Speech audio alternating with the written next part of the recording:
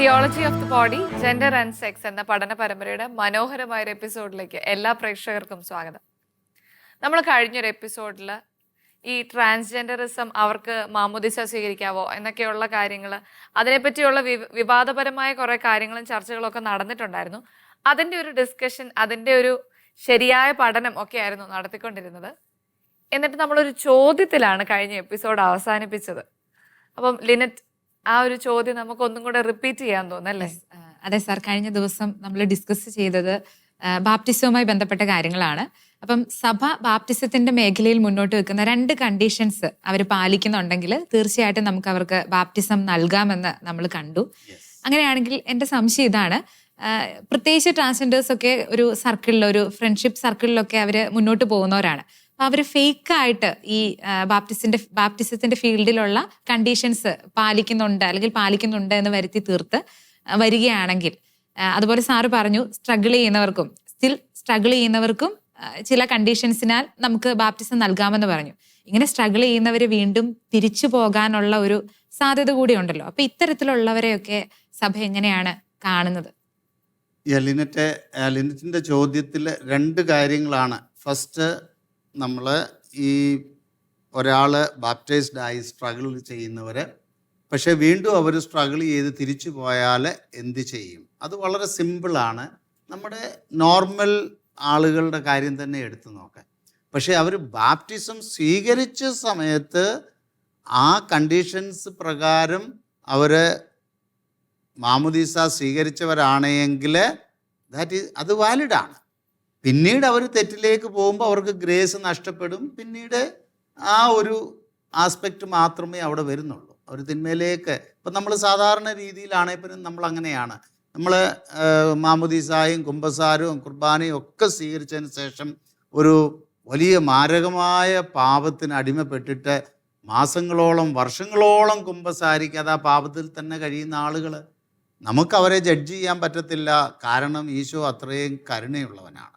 പക്ഷെ അവർ ആ മാമോദീസ സ്വീകരിക്കുന്ന സമയത്ത് അത് ഫേക്കായിട്ടാണ് എന്ന് പറഞ്ഞാൽ ആക്ടിങ് ആണ് എങ്കിൽ എന്ത് സംഭവിക്കും?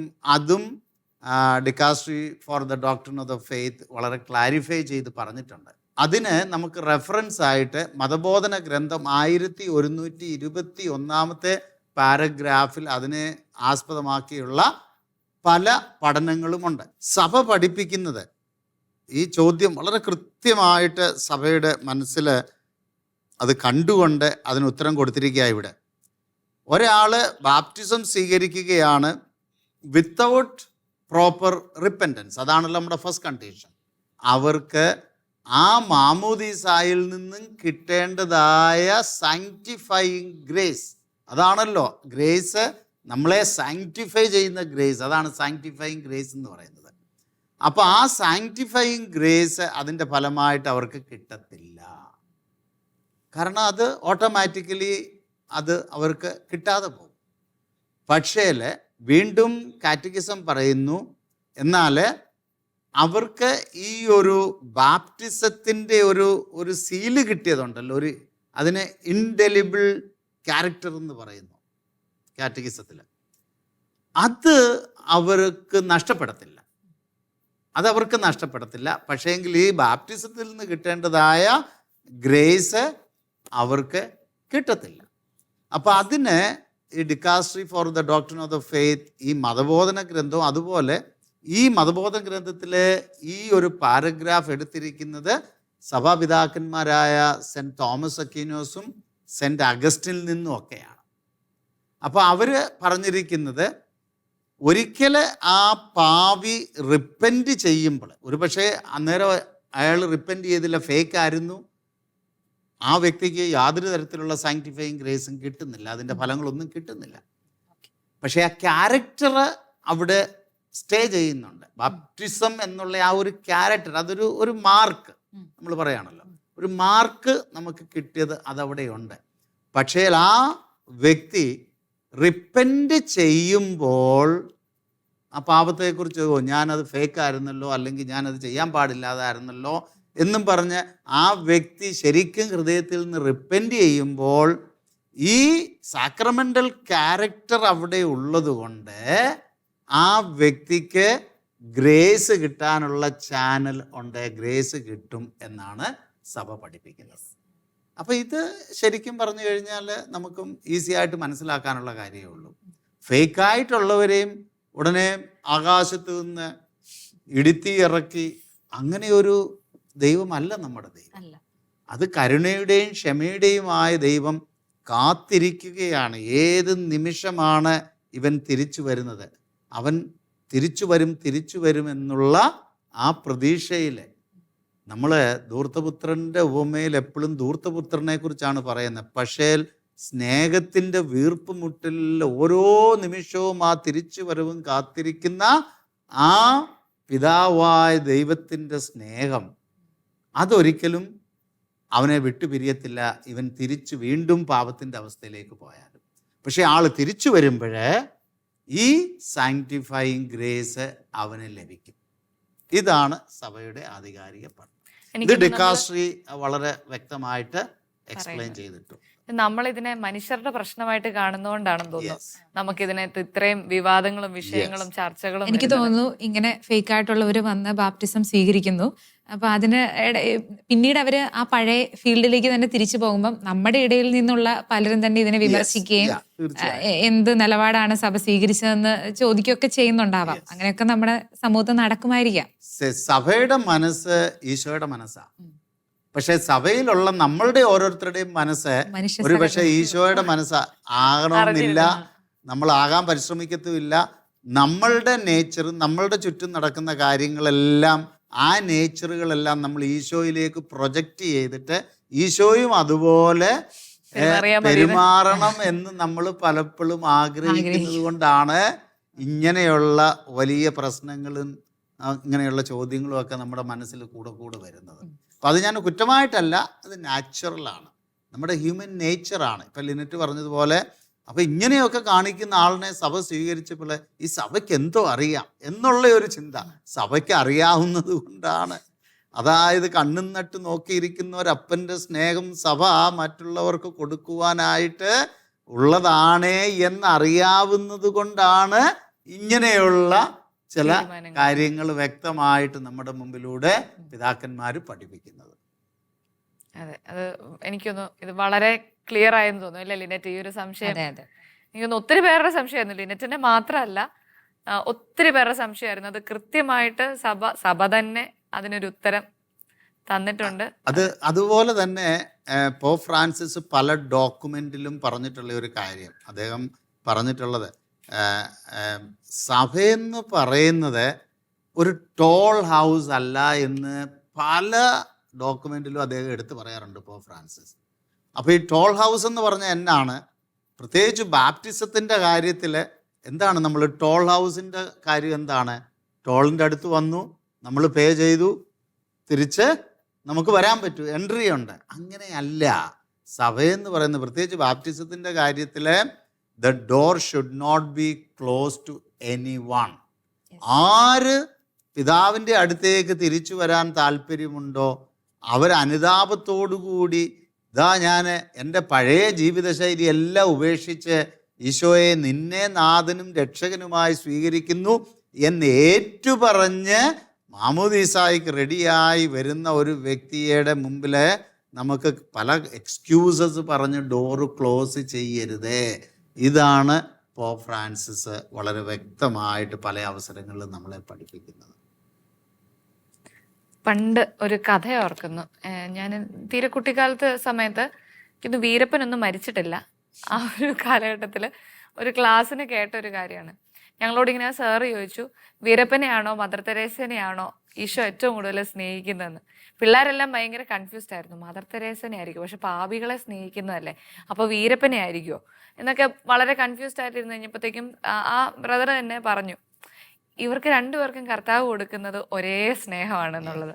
നമുക്ക് മാത്രമാണ് ഡിഫറൻസിയേഷൻ ഉള്ളത്, ഇത് പാപിയാണ്, ഇത് പുണ്യപ്രവൃത്തി ചെയ്യുന്ന ഒരാളാണെന്നുള്ളത്. കർത്താവിന്റെ സ്നേഹം എല്ലാവരോടും ഒരു, അപ്പന്റെ സ്നേഹം എല്ലാവർക്കും ഒരുപോലെയാണ് കിട്ടുന്നത്. പക്ഷെ ഡിഫറൻസ് എവിടെ ഇരിക്കുന്നതെന്നറിയാവോ? മദർ തെരേസായിക്ക് അത് എക്സ്പീരിയൻസ് ചെയ്യാൻ പറ്റുന്നുണ്ട്, വീരപ്പൻ അത് എക്സ്പീരിയൻസ് ചെയ്യാൻ പറ്റുന്നില്ല. ഇത്രയേ ഉള്ളൂ ഡിഫറൻസ് നമ്മളിലാണ്. തീർച്ചയായും നല്ലൊരു ഒരു എക്സാമ്പിളായിരുന്നു.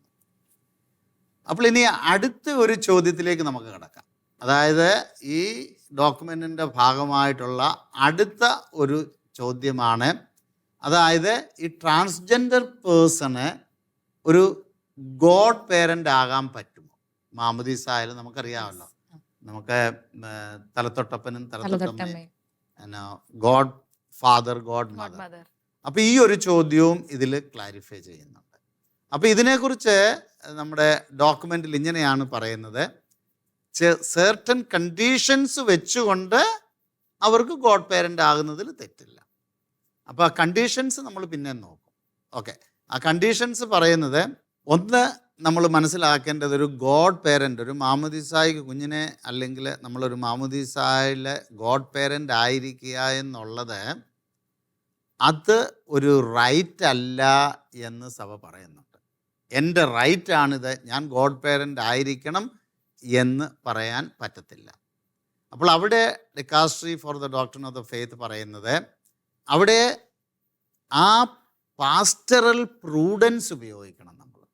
അപ്പോൾ അത് നമ്മുടെ ഈ ഒന്നിയിൽ അവിടുത്തെ പാസ്റ്ററൽ അല്ലെ വികാരിയച്ഛനോ അല്ലെ അതുപോലെ അതുമായി ബന്ധപ്പെട്ടവരുടെ പ്രൂഡൻസ്, അതായത് ഏത് തരത്തിലുള്ള ഡേഞ്ചറായിട്ടുള്ള സ്കാൻഡലും കൺഫ്യൂഷൻസും ആളുകളുടെ ഇടയിൽ ഒഴിവാക്കത്തക്ക വിധത്തിൽ ഉള്ള പ്രൂഡൻസ് അവിടെ ഉപയോഗിക്കണം, അല്ലാതെ അത് അവരുടെ റൈറ്റ് അല്ല. അപ്പോൾ അത് അതിനായിട്ട് വരുമ്പോൾ പല രീതിയിൽ അത് ആളുകളുടെ ഇടയിൽ സ്കാൻഡൽ ഉണ്ടാക്കുമെങ്കിൽ അത് അനുവദിക്കാൻ പാടില്ല.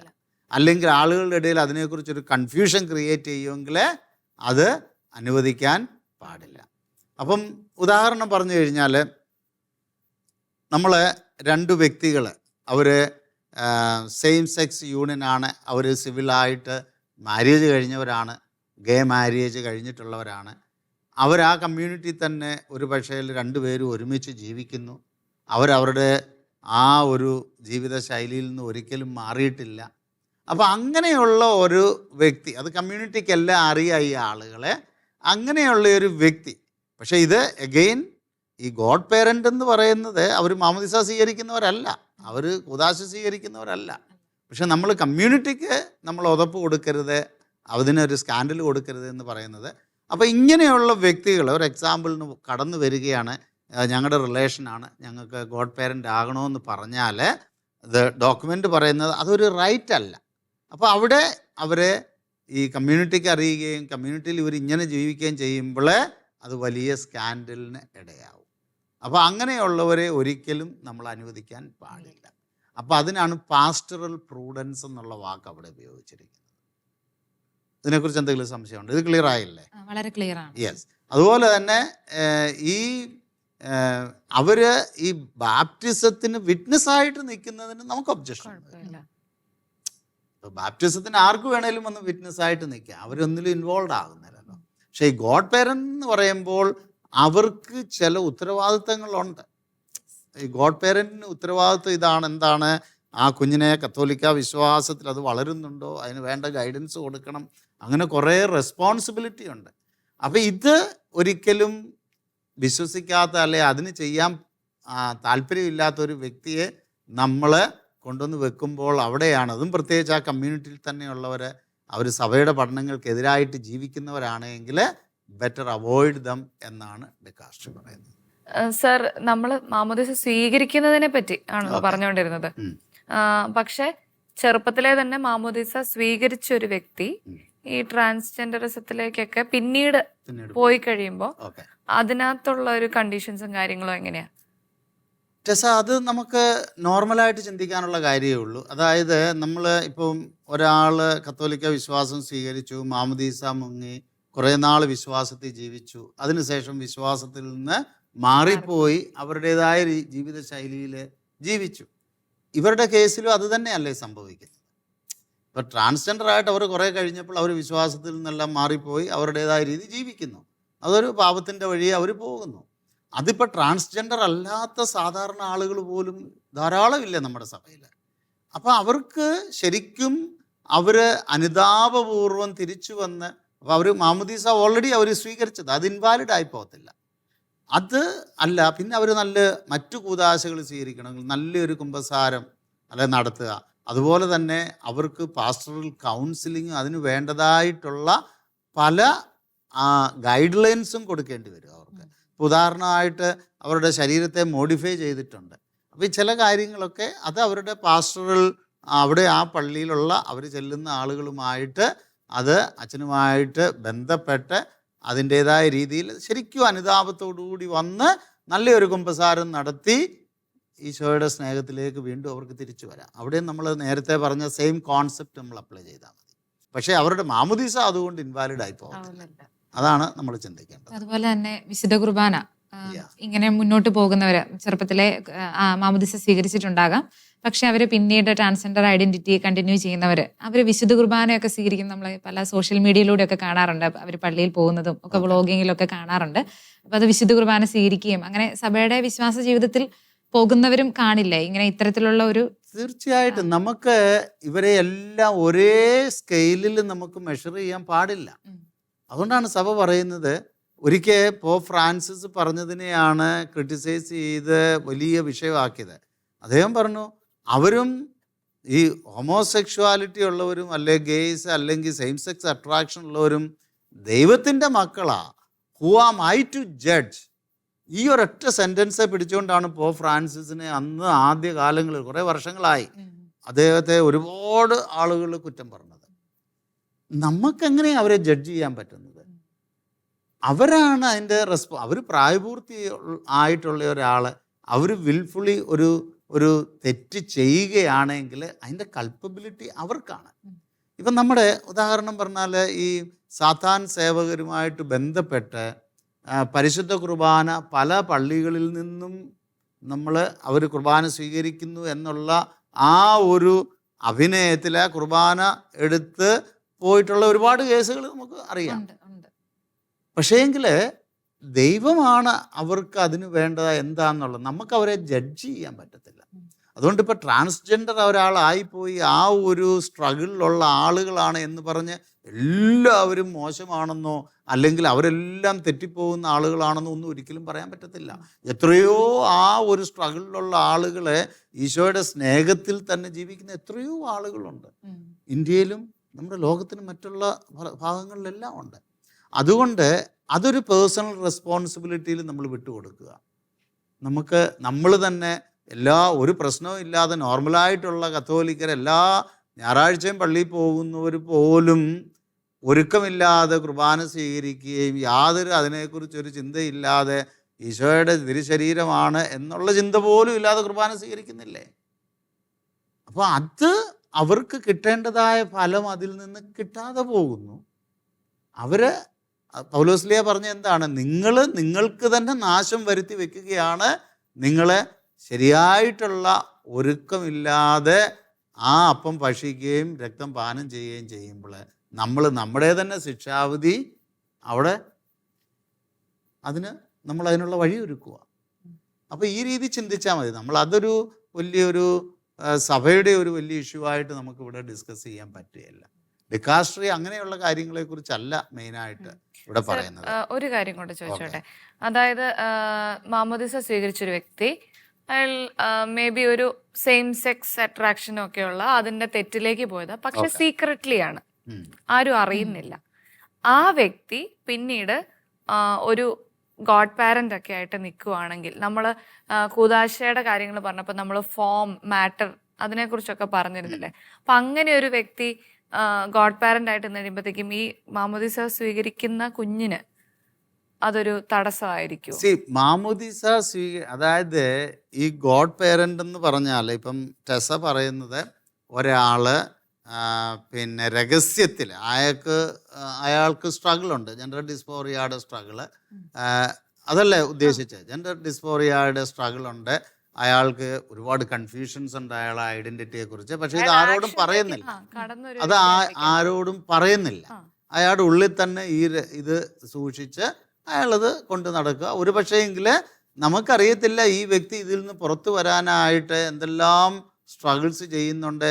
ഒരു പക്ഷേ ഈശോയുടെ കൃപയും ചിലപ്പോൾ ഈശോയിലുള്ള ആഴമായിട്ടുള്ള വിശ്വാസമൊക്കെ ഉണ്ടാകാം, നമുക്കറിയത്തില്ല.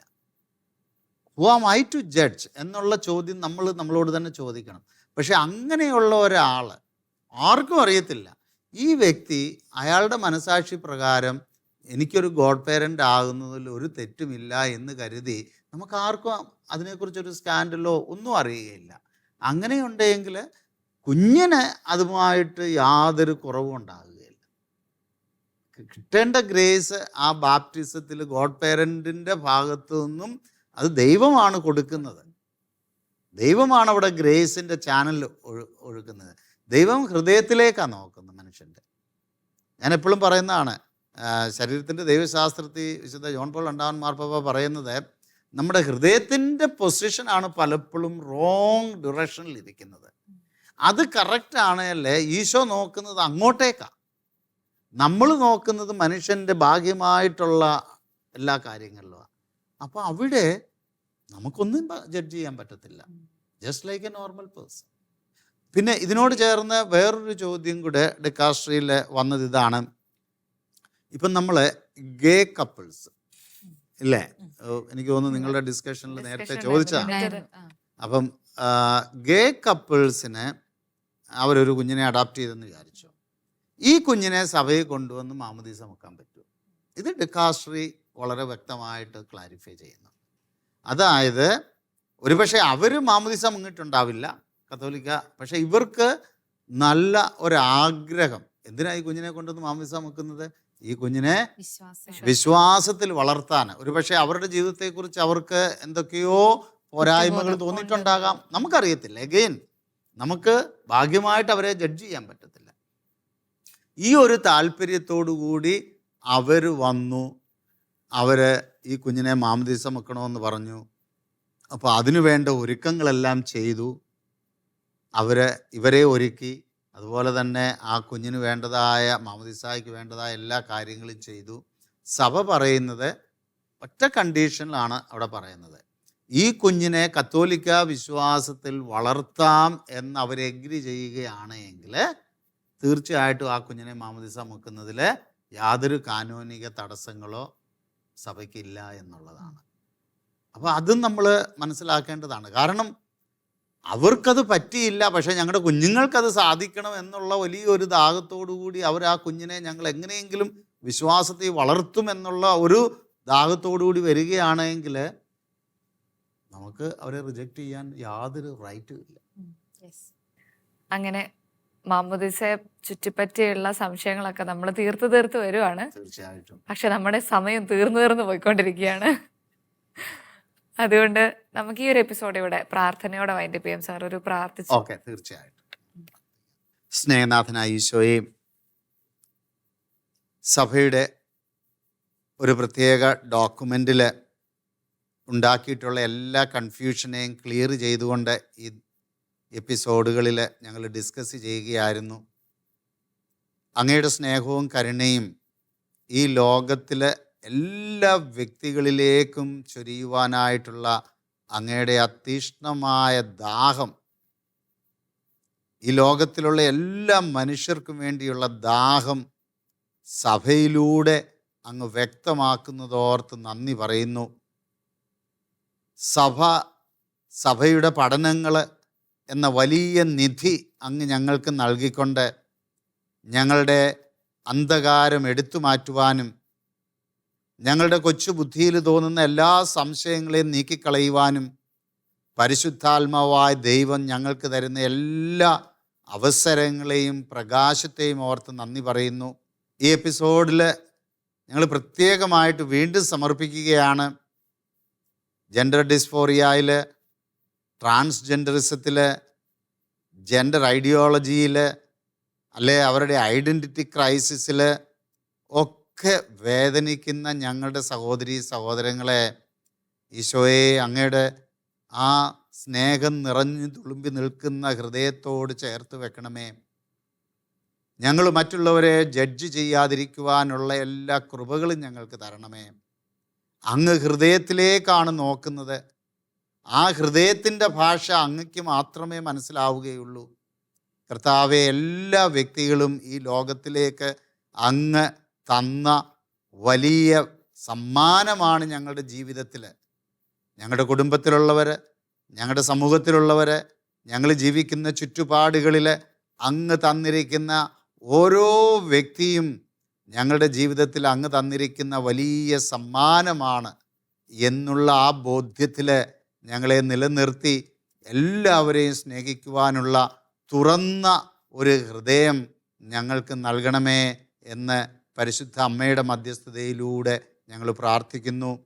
നന്മ നിറഞ്ഞ മറിയമേ സ്വസ്തി, കർത്താവ് അങ്ങയോടുകൂടെ സ്ത്രീകളിൽ അങ്ങ് അനുഗ്രഹിക്കപ്പെട്ടവളാകുന്നു. അങ്ങയുടെ ഉദരത്തിൻ ഫലമായി ഈശോ അനുഗ്രഹിക്കപ്പെട്ടവനാകുന്നു. പരിശുദ്ധ മറിയമേ തമ്പുരാന്റെ അമ്മേ, പാപികളായ ഞങ്ങൾക്ക് വേണ്ടി ഇപ്പോഴും ഞങ്ങളുടെ മരണസമയത്തും തമ്പുരാനോട് അപേക്ഷിച്ചുകൊള്ളണമേ. ആമേൻ. ഒത്തിരി സംശയിക്കപ്പെടലുകളുടെ, തെറ്റിദ്ധരിക്കപ്പെടലുകളുടെ, വിവാദങ്ങളുടെ, വിദ്വേഷത്തിൻ്റെ ഒക്കെ ഒരു സമയമാണ്, ഒക്കെ ഒരു കാലഘട്ടമാണിത്. ഒരു പക്ഷേ ഇതൊക്കെ സംഭവിക്കുന്നത് മനുഷ്യനെ മനുഷ്യനായിട്ട് അവൻ്റെ പുറമെ മാത്രം നമ്മൾ കാണുന്നത് കൊണ്ടാണ്. എന്നാൽ ക്രിസ്തുവിനോട് അനുരൂപപ്പെട്ട് മനുഷ്യൻ്റെ ഹൃദയങ്ങളിലേക്ക് നോക്കിക്കഴിഞ്ഞാൽ അവിടെ ഇതൊന്നും ഉണ്ടാവില്ല. കാരണം നമ്മൾ അങ്ങനെ ചെയ്യേണ്ടവരാണ്. കാരണം ഒന്നേ ഉള്ളൂ, നമ്മൾ കരുണയുള്ള ഒരു പിതാവിൻ്റെ മക്കളാണ്. ഈ എപ്പിസോഡ് ഇവിടെ പൂർണ്ണമാവുകയാണ്. നിങ്ങളുടെ സംശയങ്ങൾ ഞങ്ങൾ എഴുതി അറിയിക്കാൻ ഒരിക്കലും മറക്കരുത്. ഞങ്ങളുടെ ഇമെയിൽ അഡ്രസ് info@tobforlife.org.